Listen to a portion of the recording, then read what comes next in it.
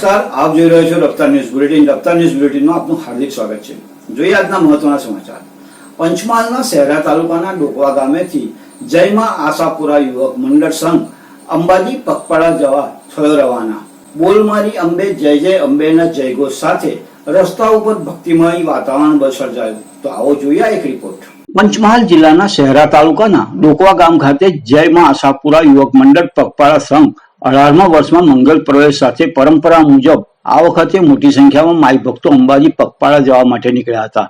પગપાળા સંઘ અંબાજી તરફ જઈ રહ્યો હતો ત્યારે ગામના લોકો પણ થોડે સુધી જોડાયા હતા. સાથે બોલ મારી અંબે જય જય અંબેના નાદથી વાતાવરણ ગુંજી ઉઠ્યું. પગપાળા માઈ ભક્તોને મા અંબેના દર્શન કરવા માટે અનેક આસ્થા સાથે જોવા મળતા વાતાવરણ ભક્તિમય બની ગયું હતું. આ પગપાળા સંઘ એક દિવસમાં 40 કિલોમીટર ચાલશે અને 7 દિવસમાં અંબાજી ખાતે પહોંચશે. સાથે માતાજીના રથમાં ભક્તિમય ગીતો છે. પંચમહાલ જિલ્લાથી મોટી સંખ્યામાં અંબાજી તરફ અનેક પગપાળા સંઘો જઈ રહ્યા છે ત્યારે પોલીસ સહિત તંત્ર થોડા દિવસો સુધી આ હાઈવે પર પોલીસનું પેટ્રોલિંગ કરવામાં આવે અને વાહન ચાલકો પૂર ઝડપે નીકળે નહીં તે માટે અપીલ કરવામાં આવે તે પણ જરૂરી છે.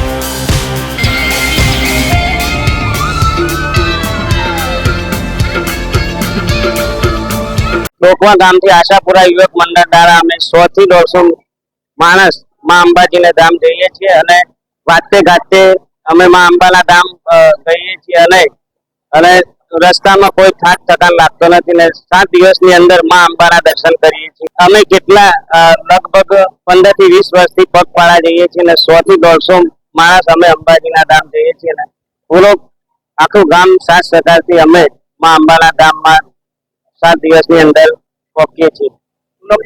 ચૌહાણ રાકેશ કુમાર પર્વત. જય અંબે. માં આશાપુરા યુવક મંડળ ગામ ડોકવાથી જે અમારો રથ છે એ દર વર્ષની જેમ આ વર્ષે પણ અમે અંબાજી જવા માટે નીકળીએ છીએ. અમારા રથની અંદર ઓછામાં ઓછી 100 થી 150 માણસ હોય જે માતાજીની દયાથી દરેકને કોઈ વિઘ્ન વગર અંબાજી સુધી પહોંચે છે.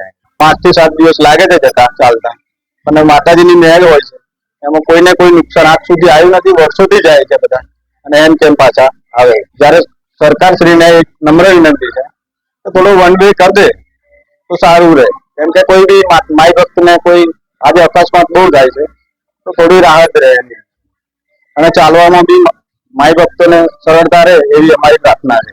સોલંકી રતનસિંહ વજેસિંહ.